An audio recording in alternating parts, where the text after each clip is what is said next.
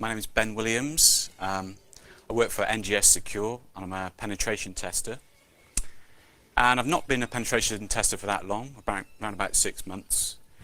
But just after I started with NGS, I decided I was going to do some exploit development. So I started an exploit development project of my own.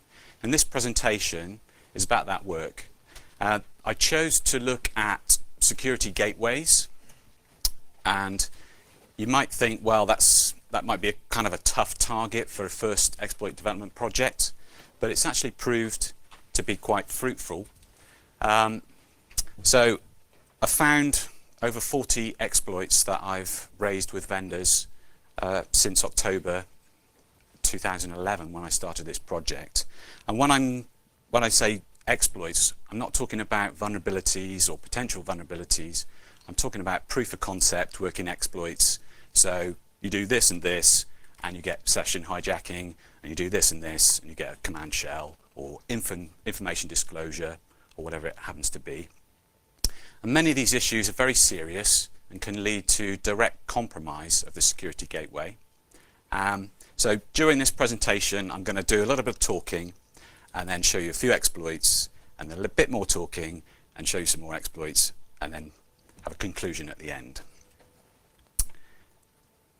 So what do I mean by security gateways? Well, it's a kind of marketing term, and it covers a multitude of different products, but they mainly fit into two different categories. So you have the multifunction gateway, which acts as a network firewall on the perimeter, and it also processes other protocols, perhaps doing things like anti-spam, URL filtering, perhaps acting as a SSL VPN. And then you have single function gateways, which typically would sit in a DMZ, and they would do one job, for example, URL filtering or anti-spam. But you also have products which are kind of a little bit in between. In terms of the actual platform, it kind of splits up into Linux-based appliances or software which you install on Windows. And I've looked at virtual appliances for the research that I've done. And some of the examples that I've looked at are here. So for example, ClearOS is a multifunction Linux-based appliance. So the top few there are Linux-based appliances. So Proofpoint is a spam Linux-based appliance. Barracuda do various different appliances, and they're all based on Linux. And the WebSense and Symantec products that I looked at were software products that you install on Windows. So where do they fit in the network? So the multifunction gateways sit in the middle. So doing a kind of jack of all trades job, and typically used by smaller companies as a kind of single deployment that does multiple tasks. Whereas with larger companies, they might have a dedicated firewall and have an anti-spam proxy or web URL filtering proxy in the DMZ.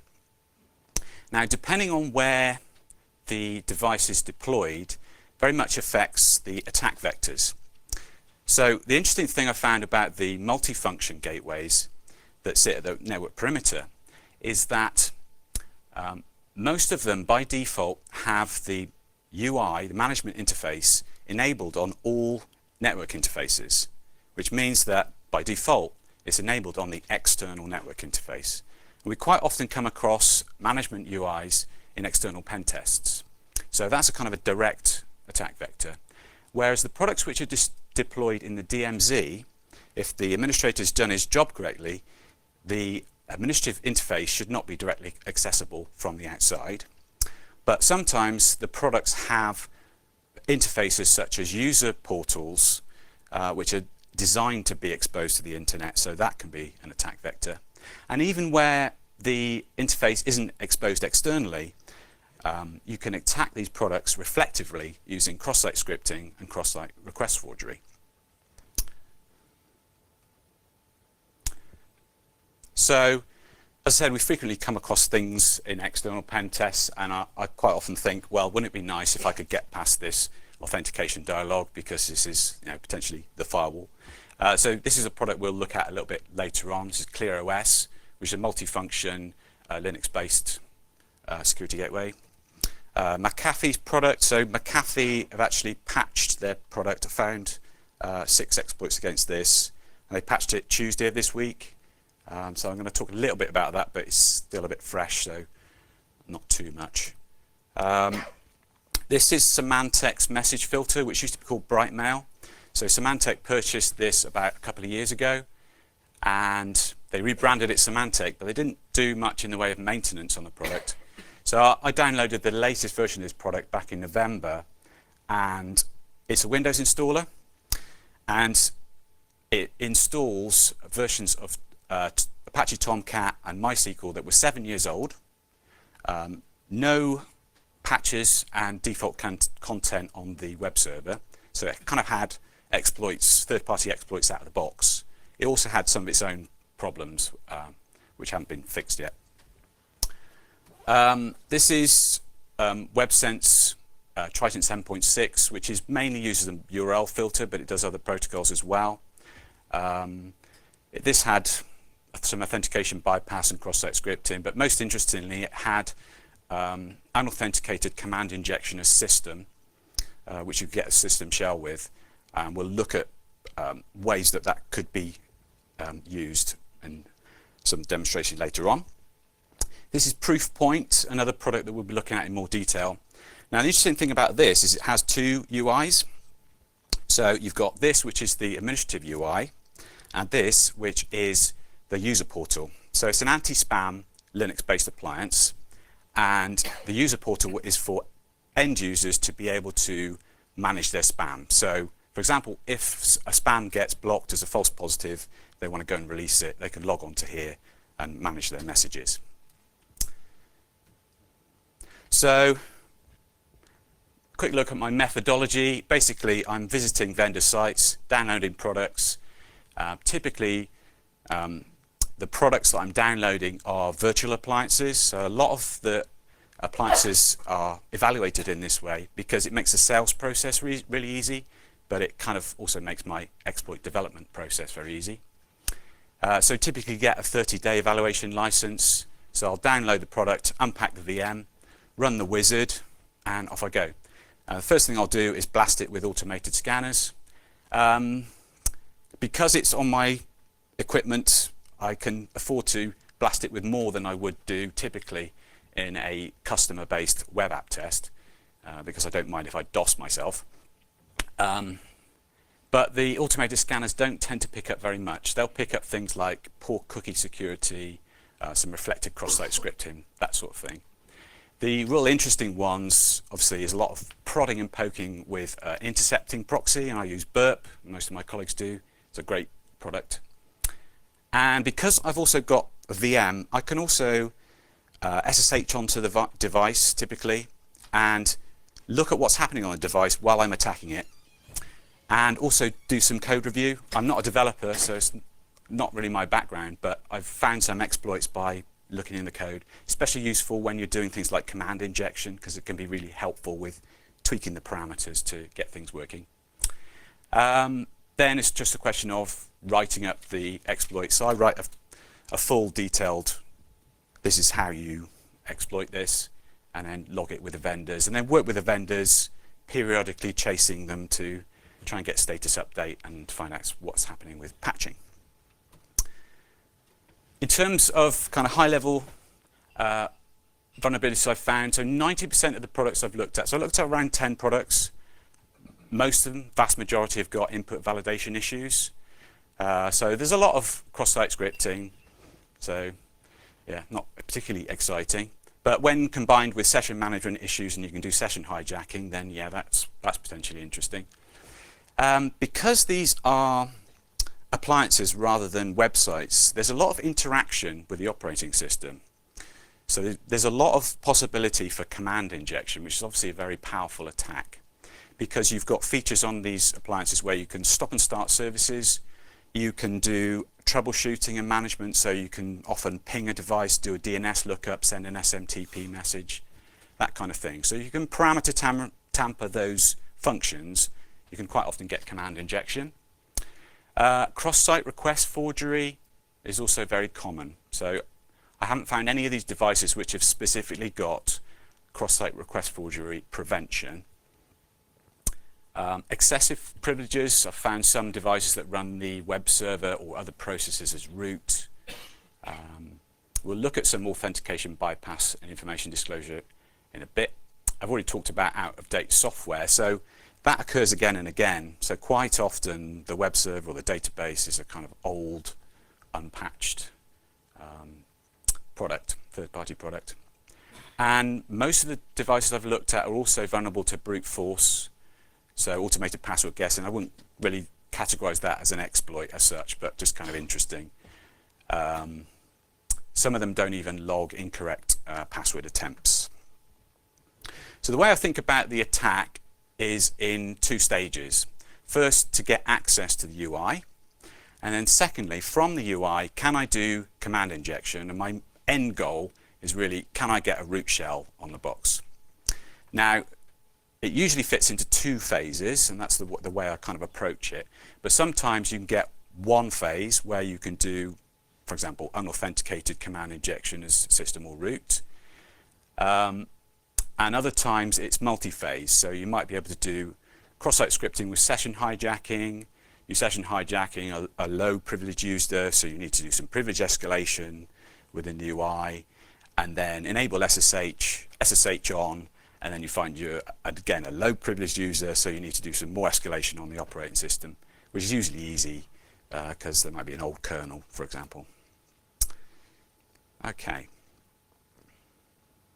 So, plenty of talking there. Let's have a look at some things.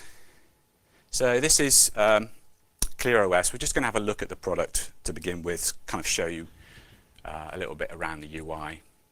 So these products are kind of quite common in the things they do. Usually the management UIs do both configuration of the product and management of the product. So you've got quite a lot of features within there. And quite often they're very, very well laid out. They've got good features. So I spend quite a bit of time exploring the products. When I was looking at this product, there's one thing that caught my eye, was a disk usage monitor. So you'll notice, if you can see, that most of the UI is written in PHP, but you've got a disk usage monitor here where you can browse the file system. You can see directory names, file names, and directory sizes and file sizes, but it's in a iframe, and it's actually a third-party plugin, which is a CGI app written in Ruby. So it's outside of the authentication model of the rest of the UI. So bear that thought in mind, and we'll come back to this in a minute.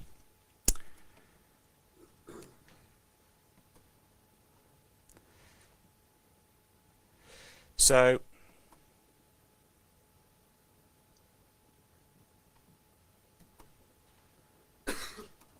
oh.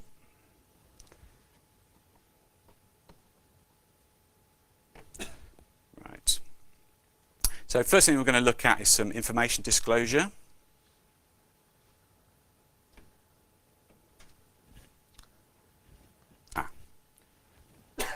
Just hold that. So remember I said this is a multifunction device which sits at the network perimeter, and by default the administrative UI is enabled on the external interface.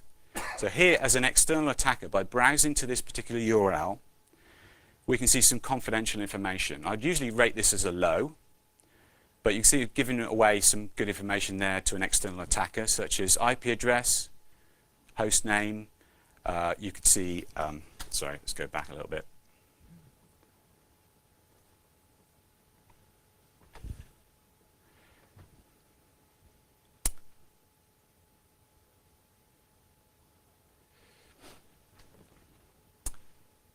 You can see like the internal network interfaces, how much traffic is going on those. You can see disk usage. You can also see memory usage, and further down there was information about the actual hardware platform. So kind of useful to an external attacker, and I said it's unauthenticated. So the next thing we're going to look at is this file browser which I showed you previously, and we're going to look at it unauthenticated. So paste in another URL there. And here we're actually in the roots home folder. So you can see that the the file browser is working with a high privilege, and you can browse around the operating system and again see file names and file sizes. Now if we go to this special location, this is where the PHP session tokens are stored. And there's one session token in there. So we click on that, it gives us the session token. Yeah, the actual session token is in the file name, and the file size actually tells you whether the session token is logged in or not. Yeah, so you can cut and paste this session token out of the page source, stick this in our browser. Yeah, so from here it's just simple session hijacking. Tidy that up a bit. Hit save, browse to the top. And in a second, we're logged in without logging in. So it was not always as easy as that, because you could have multiple session tokens in there. So I cleared some of them out, but you could basically check the session tokens and see which one was authenticated. It also had multiple session management issues, so it had very long session timeouts and session fixations, such that if a user logged in, logged out, logged in, logged out, the session token never changed. The file browser actually does snapshots of the operating system, but because of the other session management issues, it made it actually very easy to do this session hijacking. So we've got onto the device as an external attacker, we now control the policy and the management of the system. So you can think, as a network firewall, you could disable the firewall or other protections that the device provides, and you effectively control it. Let's see if we can get a command shell, because that's always what I'm looking to do. So this is where we are at the moment, high level view. We've come in and we've taken control. Let's look at command injection. So there's usually various options for finding command injection, such as things that stop and start processes or do management tasks. The thing I found in this product was there's a backup and restore function for policy.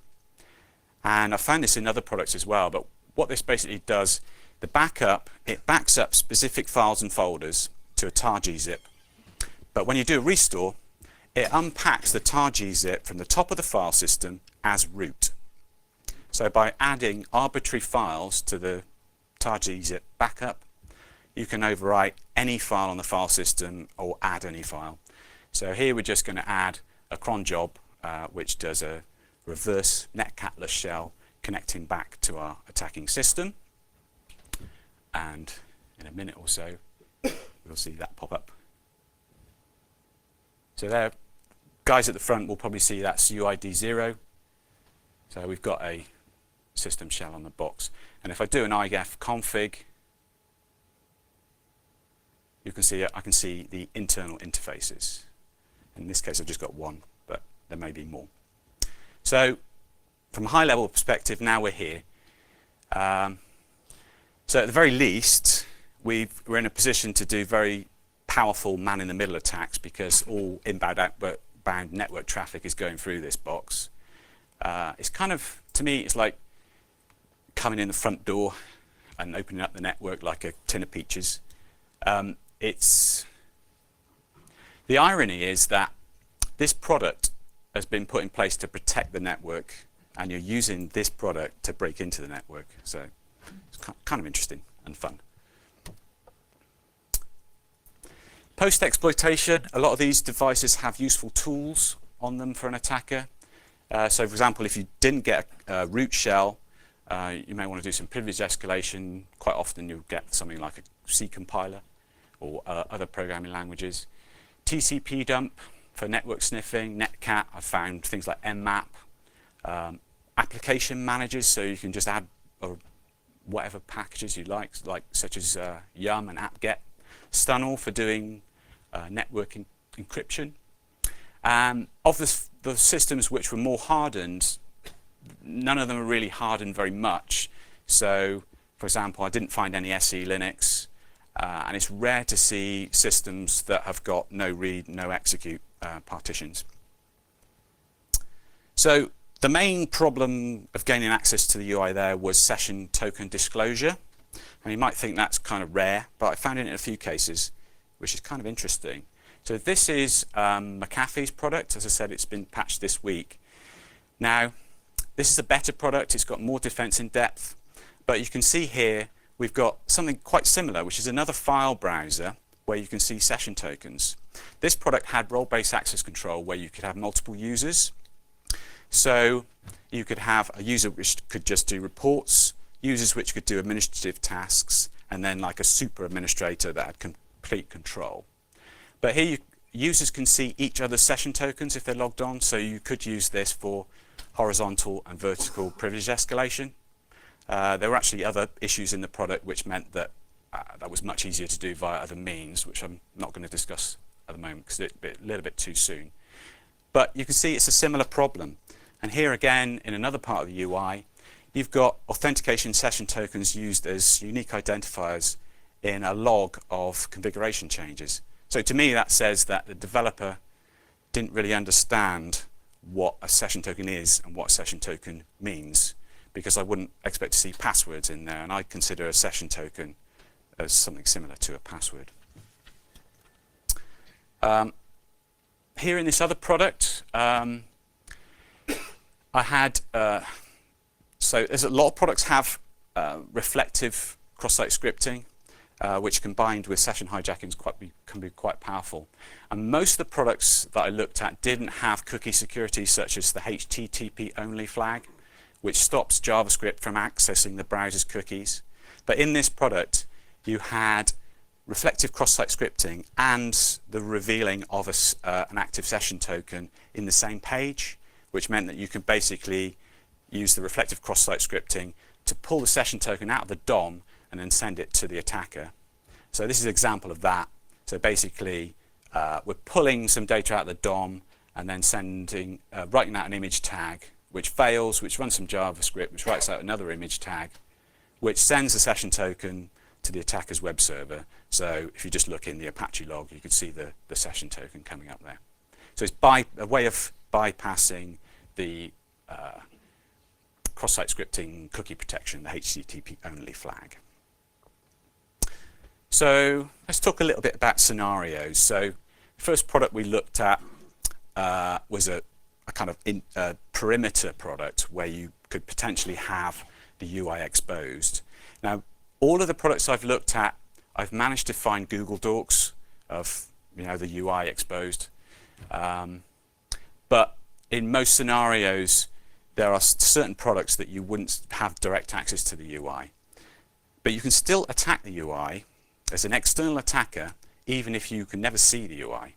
And I'm going to show you some examples of how that can be done.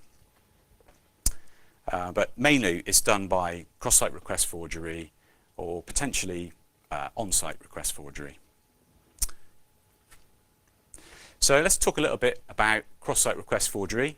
You're probably familiar with this because it's been used for years to attack users of things like social networking sites, where basically an attacker is feeding the victim a request. So they're making a request on behalf of the attacker. So you can do it with, for example, where you can do GET requests. You could put it in a piece of HTML. It's just making a request with a hidden image tag. Or if you have to do a post, you can maybe put it in a hidden iframe, something like that. But in this situation, you've basically got the victim and the attacker on the same level because they both know what the site's called.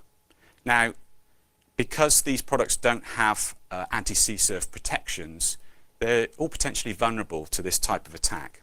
And I've seen presentations and white papers in the past which basically describe attacks against home routers. You've probably seen this before. And this works pretty well because the way that manufacturers produce routers and ISPs deploy them, they tend to use standard addresses for the router, which means that the router address is known, it's at a known location. But when you come to look at the corporate network, it's more complex because you've got different addressing schemes. So if there's a UI within this network, the external attacker is not necessarily going to know what the IP address in advance, and that's a really important piece of information. Also, you don't know who the administrator is, and how do you get them to click on your link or view your site. So there's some complexity there. So let's talk a little bit about the WebSense unauthenticated command injectionist system. So I thought it was a pretty cool attack when I found it, and kind of ironic because you could put together a URL that you could own this URL filter, so a bit of irony in there. So there's a lot on this screen. I'm not expecting you to really read this, but basically I put together this URL as a proof of concept. So all this is doing is, so %26 is a pipe symbol. So you could do, with a request, you could do operating system commands. So I've basically chained together a load of commands which write out some VB script, which download right at the bottom there, netcat.exe, and then make a connect back to my attacker's machine.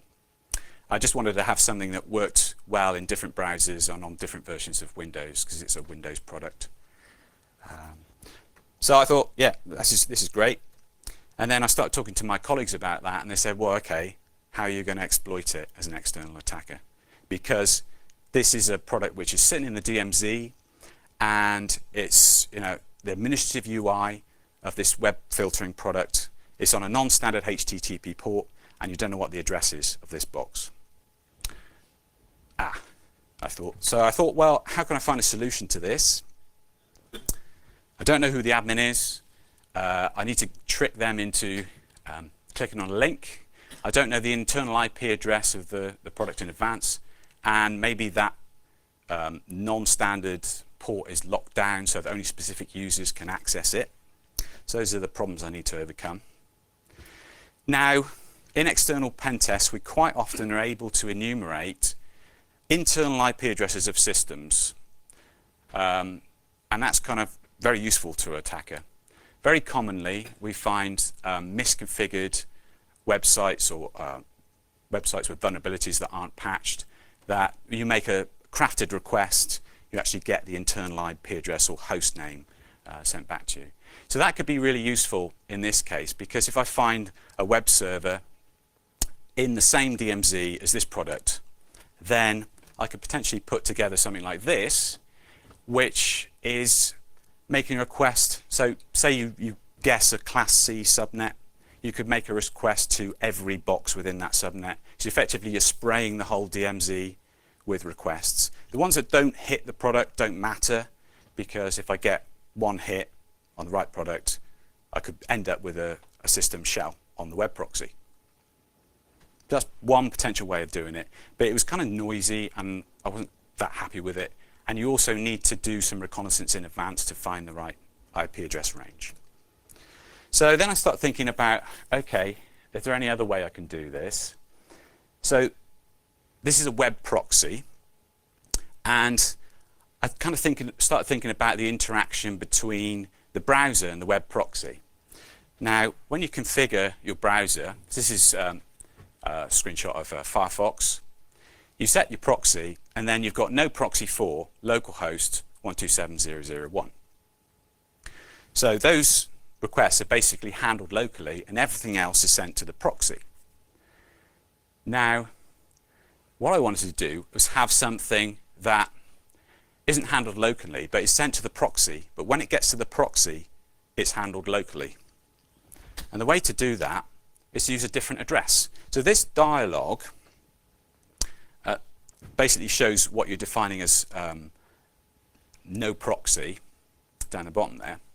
Now, I looked at Firefox, Chrome, IE, and they all work the same. They basically do pattern matching on those addresses. You could add other addresses in there, but if you were to put in something that you didn't know about, like 127.0.0.2, the browser doesn't think that's a local address, so it sends it to the proxy.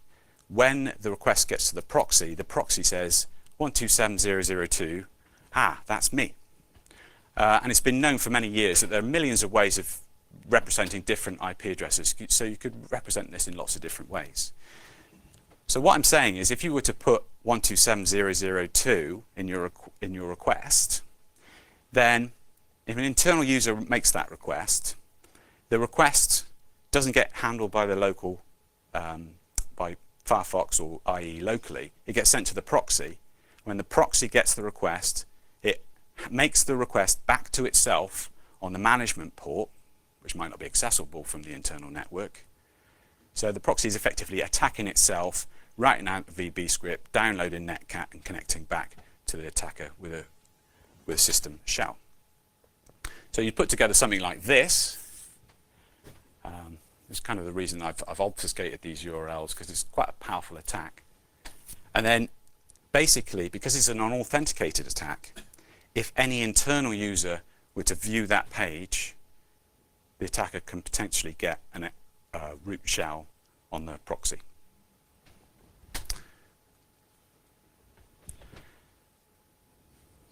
Have you managed to absorb that?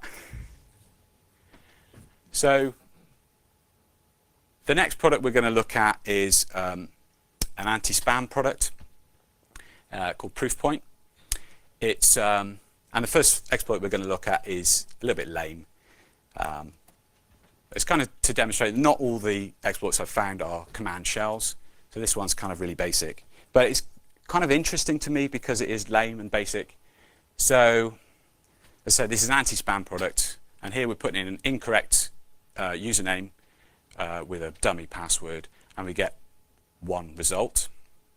And if we put in a non-existent user with incorrect password, you'll see we get a different result, which basically means you can do SMTP email address enumeration in an anti-spam product. Now, it's been years since anti-spam products have protections in the actual relay to prevent this happening, because spammers used to enumerate people's email addresses via the relay. So they have blacklisting, tar pitting, greylisting, various different protection mechanisms in the relay. But in this externally facing web UI, you can enumerate SMTP addresses to your heart's content. So that's kind of interesting. So let's look at a bit more sophisticated attack against this product. So as I said, it's anti-spam product which does content security. So it does things like antivirus, spam filtering, etc. So it's got various features to configure the relay, the various sort of filtering that it does.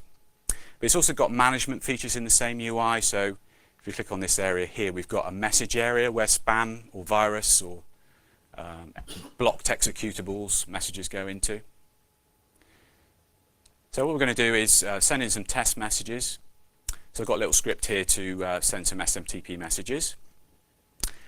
And in these messages, I've put free Viagra in the subject line so that they're going to get blocked as spam. And we're going to look at the user portal first.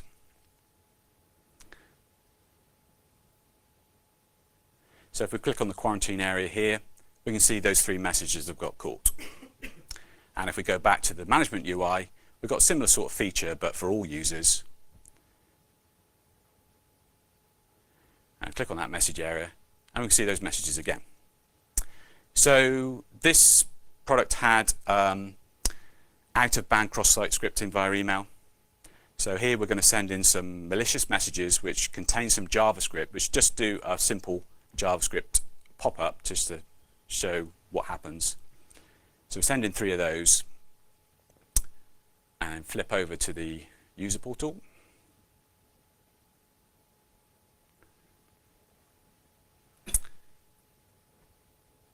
And click on the quarantine area, and we see 1, 2, 3 JavaScript pop-ups. And then if we flip back to the administrative UI,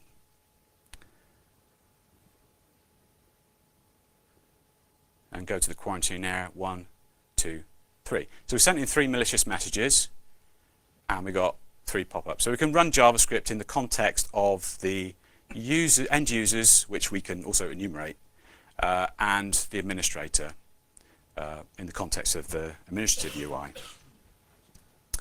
So what could we do with that? I mean, I'm sure you can think of attacks against users, redirecting them, or getting them to do silly stuff. So let's have a look at some on-site request forgery against an administrator.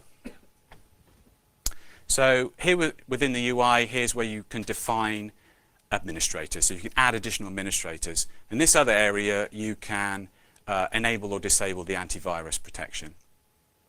So I'm going to send in 2 more messages. The first one's going to add a backdoor administrator, and the second is going to disable antivirus.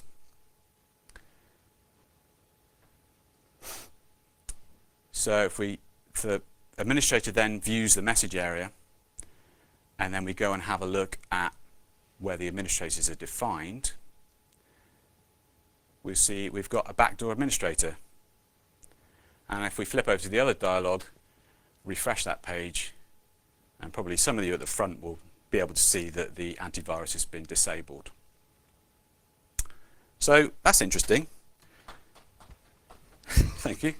So at a high level view, we're sending in a message which we're deliberately getting blocked as spam by virtue of what we put in the subject line. The product's doing its job by blocking that message in the message area.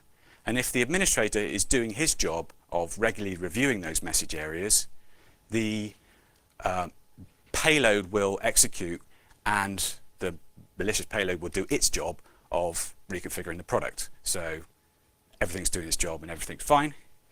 Obviously not. And you could probably think of other, you've got creative imaginations. You can think of other ways to exploit this.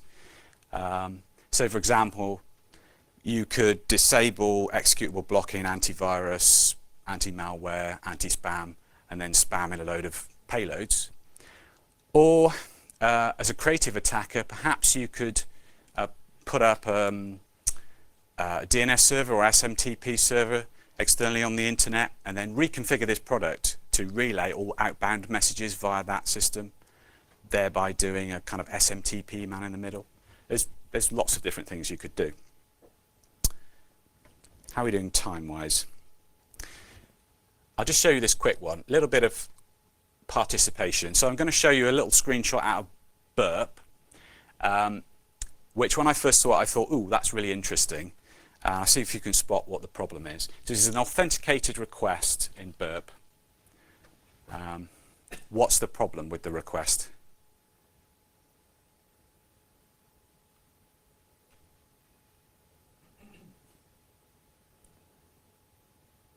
Look at the session token. No, so this is it's actual request rather than a set. So take a look at that cookie. No. Yes, good spot. Who said that? Well done, yeah. So you've got 24 characters there. 9 of them are A. Yeah, and this is one of these problems that as I looked at it, it got worse and worse. So this is collecting the session tokens with Burp Sequencer, and you can see that not only have you got loads of A's, this bit at the beginning's not changing at all. And you've got an E there and an 8 there that aren't changing. And then if you do the Burp Sequencer statistical analysis, that's what I got, which is obviously pretty poor. And it was worse than this because obviously you've got potential for prediction there, but unauthenticated and authenticated session tokens, although not the same, they were closely related. So basically you could poll for unauthenticated session tokens, and when an admin logged in, it actually changed the sequence of the authentication session tokens so that you could predict within 4 or 8 guesses what the actual administrator had been issued. So that's kind of an interesting one. So in conclusion, I've had a lot of fun. Exploiting gateways, offers a very powerful position. There's a very wide range of issues. So some of them are quite easy to find, like reflective cross-site scripting and session hijacking. Some more difficult to find, like the command injections, things like that. But the most interesting thing, I think, is all of these techniques I've used pretty much are well understood for years. And if you were to read the Web Application Hacker's Handbook, you would find all this sort of thing in there. So I feel that there's a big knowledge gap between people who are designing secure websites and people that are designing security UIs of security products. That's my kind of big finding. So it's a rich area for further research. I've looked at about 10 products, found about 40 exploits. There's lots of similar products in the same market, and I'm guessing they've got similar kinds of exploits and attack vectors. A colleague of mine, Daniel Compton, has also started a similar project, and he's looking at network monitoring software. So he's looking at things like WhatsUp Gold, Nagios, Manage Engine, and he's already found 35 exploits. And he's found similar things like command injection, authentication bypass, cross-site scripting, SQL injection, all sorts of stuff. And I'm going to start looking at SSL VPNs and more specifically at anti-spam products. So that's it. So white paper on the DV goes into some more detail. Company website there, my blog. Please fill out your feedback forms. This is the first time I've presented at a conference like this, so I'm interested in your feedback, and so is Black Hat. And if you've got any questions now, I've got a minute. No, less than a minute. Any questions? Which products have the most issues with the US? The one I've seen so far, Proofpoint, I've raised quite a lot of issues with them. Any other questions? The converse of that, which products did you find were The Sophos Astario gateway I've looked at a couple of times, and I've found that very hard to find any exploits.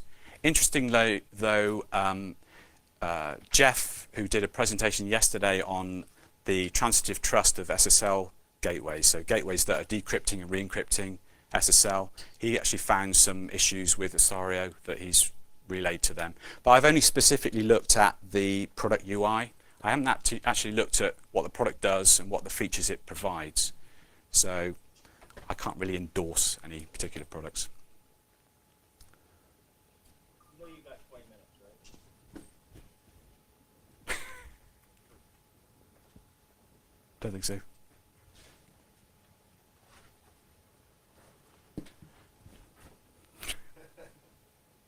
Any more questions? Okay, thank you very much.